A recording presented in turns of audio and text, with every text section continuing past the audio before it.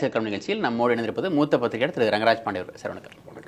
பாஜகவோட கூட்டணி வைப்பது தற்கொலைக்கு சமம், தீக்குளிப்பதற்கு சமம் அப்படின்னு கடந்த காலங்களில் அதிமுக பேசின நிலையில் தற்பொழுது எடப்பாடி பழனிசாமி அவர்கள் திமுக மட்டும் தான் எங்களோட ஒரே எதிரி, அவங்களை வீழ்த்ததுக்காக என்ன வேணாலும் செய்யலாம் அப்படின்ற மாதிரி சொல்லியிருக்காரு. கூட்டணி பற்றி பின்னாடி பேசிக்கலாம், இப்போ பேச வேணாம் அப்படின்றார். அவரோட பேச்சோட நோக்கம் மீண்டும் வளர்க்கிறது அதிமுக பாஜக கூட்டணி அப்படின்னு கேள்வி எழுப்புது. அண்ணாமலையும் கிட்டத்தட்ட அதே மாதிரியான கருத்தை தான் பிரதிபலிக்கிறார். எப்படி பார்க்குறீங்க சார்? தேவைதான் அரசியலில் எல்லா விஷயங்களையும் தீர்மானிக்குது. நான் பலமுறை சொன்னது போல் பாஜக கூட்டணி வேண்டாம் அப்படின்னு திரு இபிஎஸ் முடிவெடுத்ததற்கு எந்த நியாயமான காரணமும் இல்லை. அது 2024 ஒரு பெரிய வாய்ப்பை முதல் முறையாக தவற விட்டார்னு நம்ம சொல்லியிருக்கிறோம். அது அதற்கு முன்னாடி கூட அசம்பிளி கூட பிரயோஜனப்பட்டுச்சா இல்லையான்னு சொல்ல முடியாது. 24 மக்களவைத் தேர்தல், பார்லிமெண்ட்டில் மோடி வரப்போறாருங்கிறது குழந்தைக்கு கூட தெரிஞ்ச விஷயமா இருந்துச்சு. ஸோ 400ன்னு பிளான் பண்ணும்போது அவங்க ஆட்சி அமைப்பாங்கன்னு யாரும் குழப்பம், 240 தனியாகவே நிற்கிறாங்க. ரைட், அப்போ அவ்வளோ பெரிய கட்சியாக இருக்கும்போது அப்போ நம்மளும் கூட சேர்ந்தோம்னா இன்றைக்கி நம்ம ராஜாவாக இருக்கலாம், 15 MP இருந்திருக்கலாம், 3 மந்திரி இருந்திருக்கலாம் அப்படின்னு நம்ம இருந்திருக்கலாம். அப்போ இதை எப்படி தவற விட்டாருன்னு புரியவே இல்லை. அன்றதற்கான காரணம் இன்னைக்கு வரைக்கும் சொல்ல முடியல. ஏதாவது ஒரு காரணம், பாபர் மசூதி இடிச்சிட்டாங்க சார் அப்படின்னா அது என்ன முந்தானத்துக்கா இல்லையா அப்படிங்கிற கேள்வி. குஜராத்தை கலவரம் நடந்துச்சார் அப்படின்னு, அது எப்படி நேற்று சாயந்திரமா அப்படின்னு கேள்வி. அப்போ என்ன அவங்க சொல்லுவாங்க, ஃபாசிச ஆட்சி ஏதாவது ஒன்று சொல்லுவாங்களா அப்படின்னா ஒன்றுமே இல்லாமல் சொல்கிறார். அப்போ காரணமே இல்லாமல் ஒரு கூட்டணி வேண்டான்னு சொல்லும்போது இப்போ கூட்டணிக்கான காரணம் இருக்கிறது. ஏன் சிந்தாம சிதறாமல் ஓட்டை வாங்கணும், அது ரொம்ப முக்கியமான பிரச்சனை. இப்போ திமுக ஆட்சியை வீழ்த்தணும் அப்படின்னா 4 வாய்ப்பு வந்துருச்சு. சீமானுக்கு ஓட்டு போடலாம், தாவேக்காக்கு ஓட்டு போடலாம், பாஜக ஓட்டு போடலாம், அதிமுக ஓட்டு போடலாம். அப்போ திமுக வேணும்னா ஒரே இடம், திமுக வேண்டாம்னா 4 இடம். அப்போ ஓட்டு பிளவுபடுங்கிறது ரொம்ப குழந்தைக்கு கூட தெரிஞ்ச விஷயம். அப்போ ஓட்டு பிளவுபடாமல் இருக்கணுங்கிறதா எல்லாரோட நோக்கம். அதிமுகவுக்குள்ளேயே திரு எடப்பாடி பழனிசாமிக்கு ஒரு தார்மீகமான அழுத்தம். நீ அழுத்தணுன்னே ஒரு ப்ரெஷரா கட்சி உடையதா அந்த மாதிரி இல்லை. ஏன்னா நம்ம கூட்டணி போயிடலாம்னா, ஏன்னா அவங்க சேர்த்து வச்சுக்கிறோம்னா நல்லது. ஏன்னா அவங்களுக்கு சென்ட்ரல் கவர்மெண்ட்டுங்கிற கணக்கு அடுத்த 4 வருஷத்துக்கு அவங்க தான் இருக்க போகிறாங்க. சென்ட்ரல் கவர்மெண்ட் ஸ்டேட் கவர்மெண்ட்டுக்கு எதிராக ஒரு கவுண்டர் நிற்கலாம், நமக்கு சப்போர்ட்டுக்கு ஒரு ஆள் இருக்கும் அப்படின்னு. ஏன்னா நமக்கு மேலே ஒரு பெரிய கட்சின்னு பார்க்குறோம்ல. அப்போ அவங்க எல்லாம் சொல்லிட்டே வர்றாங்க. அப்போ கீழே எல்லாருடைய ஓட்டம் அதுவாக தான் இருக்குங்கிறது அவருக்கு தெரியுது. ஆனால் அவருக்கு அந்த நான் முடிவெடுத்ததை பின்வாங்கிறதுக்கான அந்த எண்ணம் இல்லை. அதனால் அவர் கொஞ்சம் டைம் பை பண்ணுவேன். நம்ம பல முறை சொன்ன மாதிரி இப்போ அவசரமும் இல்லை. ஏன்னா நம்ம அரசியல் சொல்லுவாங்க 6 நாளே பெரிய தூரம், அது 6 மாதம் இல்லை, 1 வருஷம் இருக்குது. இப்போ அப்போ இந்த நேரத்தில் நம்ம ஒன்று பதட்டப்பட்டு செய்ய வேண்டாம். அவங்க கட்சியை வளர்க்க பார்ப்பான்.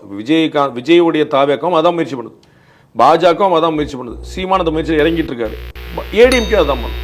அப்போ நம்ம 6 மாதம் கழிச்சு பார்ப்போன்றார். இப்போ கூட்டணி அமையுமாங்கிறதுக்கு அமையாது, தற்கொலைக்கு சமம் அப்படிலாம் சொல்லாமல் அப்படி தப்பிச்சு போனதுக்கான காரணம் சொல்ல முடியாது. ஏன்னா சொந்த கட்சியில் சொல்கிறாங்க, வெளியில் பேசுகிறவங்க எல்லாரும் சொல்கிறாங்க, எல்லாரும் இது நடக்கும்னு நினைக்கிறாங்க. அப்படின்னா தான் திமுக விழுட்டுன்னு நினைக்கிறாங்க.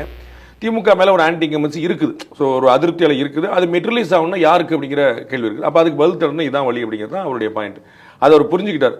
நம்ம யோசிச்சு பார்த்தீங்கன்னா அவர் இந்த பக்கம் பேட்டி கொடுக்க அதே வார்த்தைகளை திரு அண்ணாமலை பயன்படுத்துகிறார். அரசியலில் யாருமே எதிரி கிடையாது, எங்களுக்கு ஒரே எதிரி திமுக தான். இந்த வார்த்தையை அண்ணாமலையும் பயன்படுத்துறாரு, இபிஎஸும் பயன்படுத்துறாரு. அப்போ அவங்களுக்கு புரிஞ்சு வச்சு எல்லாருக்குமே அது அண்ணாமலை ரொம்ப ரிஜிடாக இருந்தாலும் சொல்லிட்டு இருந்தவங்க எல்லாருமே ஒன்று கவனிச்சிருப்பாங்க. அவர் லண்டன் போயிட்டு வந்த பிறகு இன்னும் கொஞ்சம் நிதானம் ஆயிட்டார் அப்படிங்கிற பார்க்கணும். அப்போ அவர் இதே மாதிரி இப்போ எப்படி இபிஎஸ் அவர்கள் சொன்னாரோ அதே போல அவர் லண்டன் பயணத்துக்கு போறதுக்கு முன்னாடி நடந்த பொதுக்கூட்டத்தில் அவர் என்ன பேசுறாங்கிற பார்க்கணும். ஆமாம், ஸோ அந்த மாதிரியான ஒரு தாக்குதல்கள் இப்போ குறைஞ்சிருக்குங்கிற பார்க்கணும். அப்போ அவங்களுக்கு ஒரு தேவை, காலம் ஒரு தேவை ஏற்படுது. திரும்ப திமுக ஆட்சி வரணும்னா நல்லா மல்லு கட்டிக்கோங்க, இல்லை உங்கள் ஆட்சி வரணும் திமுக ஆட்சி போகணும்னா நீங்கள் யோசிச்சுக்கங்கிறது தான்.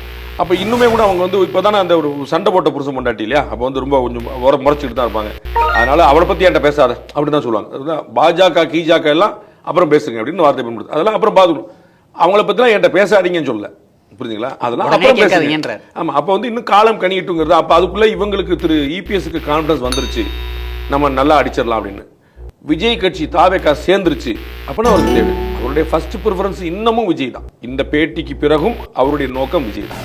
விஜய் வரமாட்டார் போல தெரியுதே, பிரசாந்த் கிஷோர்லாம் உள்ள கொண்டு வந்திருக்கிறாங்களே, அப்போ அவர் தனிமையில் தனி கூட்டணிக்கு ட்ரை பண்ணுவாங்க போல தெரியுதுன்னு ஒரு யோசனை வந்த பிறகு அப்போ நம்ம எல்லா கதவையும் மூடிடக்கூடாது. இப்போ ராஜ்யசபா சீட்டு மூலமாக தேமுதிக கதவை மூடிவிட்டார். சரிங்களா? தேமுதிக எதுக்கு வர போகிறாங்க, ராஜ்யசபா சீட் கொடுக்குறேன்னு சொல்லிட்டு கொடுக்கலன்னு சொல்லும்போது அவங்களுக்கு ஒரு வருத்தம் வருது. நம்ம இப்போ பண்ணிட்டாங்க, ஒரு முதுகில் குத்திட்டாங்கன்னு. அப்போ அவங்க இவங்களோட தொடர்ந்து நம்ம பாஜக கூட போகலாம், நமக்கு இன்னைக்கு இல்லை நாளைக்காவது பிரயோஜனப்படும் நினைப்பாங்க. அப்போ பாமக மட்டும்தான் வந்தால் வரும், தேமுதிகவும் கிடையாது, பாஜகவும் கிடையாது, விஜயும் வரமாட்டார்னா பிரிச்சுக்கணும். அப்போ விஜய் தான் இவருடைய ப்ரிஃபரன்ஸாக இருக்குது. விஜய் வராட்டா என்ன செய்யறங்கிறக்கா இப்போ பாஜக கதவை மூடி விட வேண்டாம் அப்படிங்கிற இடத்துல இருக்கார். அதே இடத்துல அண்ணாமலை இருக்கார். பிரசாந்த் கிஷோர் தன்னோட சமீபத்திய பேட்டியில் தாவேக்கா தனித்து தான் போட்டிடும் அப்படின்ற கருத்தை எதிர்விச்சிருந்தார். ஸோ அதன் காரணமாக தான் எடப்பாடி இந்த மாதிரியான ஒரு சமிக்கைகளை வெளிப்படுத்துறாரு. நம்ம அது ரொம்ப முன்னாடி சொல்லிட்டோம். பிரசாந்த் கிஷோர் இப்போ சொன்னதை பற்றி நீங்கள் எங்க குழப்பறீங்க? நம்ம தாவேக்கா ஆரம்பித்த நாளே சொல்லிட்டோம், அவங்க தனித்து தான் போட்டிடுவாங்க. 2031 தான் அவருடைய களம். அதற்கான ஒரு பயிற்சியாக 2026 வைக்கிறாரு. ஒரு டிஸ்ரப்டராக இருக்க விரும்புகிறாரு. அது என்னதுன்னு பார்த்துருவோமேன்னு ட்ரை பண்ணுறாரு. அதற்காக தான் இவ்வளோ